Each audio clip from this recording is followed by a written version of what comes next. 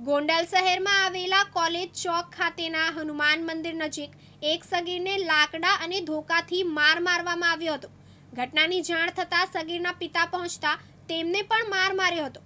જ્યારે છોડાવવા વચ્ચે પડેલી સગીરની માતાની ચૂંદડી ખેંચી ધક્કો મારી બળજબરી કરતા ગોંડલ બી ડિવિઝન પોલીસમાં 3 શખ્સ સામે ફરિયાદ નોંધાવી છે।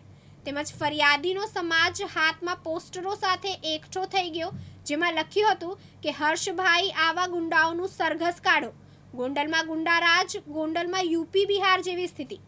જો કે આ પોલીસ ફરિયાદ બાદ સામેના પક્ષે પણ પોલીસ ફરિયાદ કરી છે, જેમાં કહ્યું છે કે મારા 13 વર્ષના દીકરો કોલેજ ચોક પાસે હતો ત્યારે બે સગીરે ઝઘડો કરી ગુપ્તાંગ ખેંચી ઢીકા પાટુનો માર માર્યો હતો।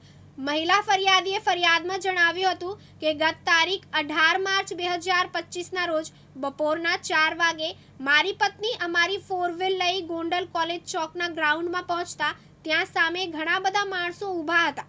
પોલીસ ફરિયાદમાં આગળ જણાવે છે કે ત્યાં પહોંચી જોયું તો 3 લોકો લાકડાના ધોકાથી મારા દીકરાને મારતા હતા, જેથી હું વચ્ચે પડી મારા દીકરાને કેમ મારો છો કહેતા ત્રણેય લોકો જેમ ફાવે તેમ ગાળો બોલવા લાગ્યા હતા। અને તેમાંથી એક વ્યક્તિએ કે જેણે લાલ કલરના ચેક્સ વાળો શર્ટ પહેર્યો હતો તેણે પોતાની ઓળખ દર્શન તરીકે આપી હતી। મને કહ્યું કે તારો દીકરો મારા દીકરાને હેરાન કરે છે તેમ કહી મને પણ ગાલ ઉપર 2 ફડાકા માર્યા હતા। આ ઉપરાંત ગોંડલ કોલેજ ચોકમાં ક્રિકેટ શીખવાડવાનું કામ કરતો મયુર સોલંકી અને એક અજાણ્યો વ્યક્તિ હતો, જે બંને મારી સાથે ગાળાગાળી તેમજ ઝપાઝપી કરવા લાગ્યા હતા। મારી પત્ની મને બચાવવા વચ્ચે પડતા આ લોકોએ તેની સાથે બળજબરી કરી ચૂંદડી ખેંચી ધક્કો માર્યો હતો, જ્યાં મોટી સંખ્યામાં માણસો ભેગા થઈ જતા આ લોકો નાસી છૂટ્યા હતા। દર્શન તથા મયુર જતા જતા કહેતા ગયા કે આજે તો તમે બચી ગયા છો, હવે પછી મળ્યા તો જાનથી મારી નાખીશું।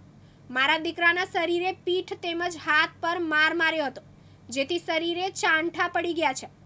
મારા દીકરાને દુખાવો થતો હોવાથી સારવાર માટે ગોંડલ સરકારી હોસ્પિટલ ખાતે લઈ ગયા હતા। ત્રણેય શખ્સોએ ઢોર માર મારી અમને મારી નાખવાની ધમકી આપતા ફરિયાદ નોંધાવતા ગોંડલ બી ડિવિઝન પોલીસે ગુનો નોંધી વધુ તપાસ હાથ ધરી છે। તો જ્યારે પહેલી ફરિયાદના આરોપીએ સામી ફરિયાદ નોંધાવી કે મારો 13 વર્ષનો સગીર દીકરો કોલેજ ચોક પાસે હતો ત્યારે બે સગીરે ઝઘડો કરી ગુપ્તાંગ ખેંચી ઢીકા પાટુનો માર માર્યો હતો। તેને ઈજા પહોંચતા સારવાર માટે રાજકોટ સિવિલ હોસ્પિટલમાં ખસેડવામાં આવ્યો છે, જ્યાં તેની તબિયત નાજુક જણાતા વધુ સારવાર માટે રાજકોટ સિવિલ હોસ્પિટલમાં દાખલ કરવામાં આવ્યો હતો। આ અંગે રાજકોટ સિવિલ હોસ્પિટલ પોલીસ ચોકીના સ્ટાફે ગોંડલ બી ડિવિઝન પોલીસને જાણ કરતા ગોંડલ બી ડિવિઝન પોલીસ મથકનો સ્ટાફ તાત્કાલિક રાજકોટ સિવિલ હોસ્પિટલ ખાતે આવ્યો હતો। પ્રાથમિક તપાસમાં તરુણ ક્રિકેટ એકેડમીમાં જાય છે અને બંને સગીરે પૈસા માંગી માર માર્યો હોવાનું જાણવા મળ્યું છે।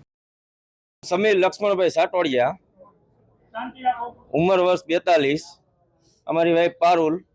હવે કાલની ઘટના છે। કાલે મને 4 વાગે રાત 4 વાગે મારા છોકરાનો રોતા રોતા ફોન આવ્યો કે પપ્પા મને અહીંયા કોલેજ ચોકમાં મારે છે, મને મારી નાખશે એવો મને મારે છે। અને એ લોકોએ ફોનમાં ગાળાગાળી મને ઘણી કરેલી છે। એટલે હું ઘરેથી નીકળો, હું મારી વાઈફ અને મારો ભત્રીજો, અમે 3 જણા ફટાફટ કોલેજ ચોકે હનુમાનજીના મંદિરે ગયા। મારા છોકરાને બહુ મારેલ છે। અમે ત્યાં ગયા તો જાતા વેત સીધા અમને પણ મારવા માંડ્યા। અમે તો સીધું ઈ જ કીધું મારા છોકરાનો વાક ગુનો શું છે, તો કે તારો છોકરો મારા છોકરાને 1 મહિનાથી હેરાન કરે છે। હવે એકચ્યુઅલમાં મારો છોકરો સવારમાં 7:30 વહી જાય છે રાજકોટ સાપર બસ સ્ટેન્ડે સીસીટીવી કેમેરા ચેક કરવાની, ત્યાં એક્ટિવા પાર્કિંગ કરીને જાય છે અને સાંજે 6:30 આવે છે ઘરે। તો એ એને 1 મહિનાથી હેરાન કેવી રીતના કરતો હોય અને બહુ માર મારેલો છે। મને 4-5 ધોકા ફળાકા અને મારી ઘરવાળીને અડધું ખરાબ ગાળો બોલીને એને પણ બહુ ખરાબ રીતના ચૂંદડી ખેંચી લીધી, ધક્કો મારીને ઢીકા માટુનો માર માર્યો, એવું બધું કરેલું છે। હા, આજે આવેદન પત્ર આપવામાં એ જ આવ્યું છે કે અમને ન્યાય મળે, ધરપકડ થાય અને જાહેરમાં સરઘસ કાઢે। કાલે જે યુવકને માર મારીને જે ઘટના બની છે અને એના પિતાશ્રી અને જે વાત કરી એ પ્રમાણે જે કંઈ કૃત્ય થયું છે એ બહુ ખોટું કામ થયું છે। અને આ જે કોઈ ગંભીર આરોપી છે એનું નામ અને વિગત સાથે બધી વિગતો છે એ આ મામલતદાર કચેરી આપેલ છે।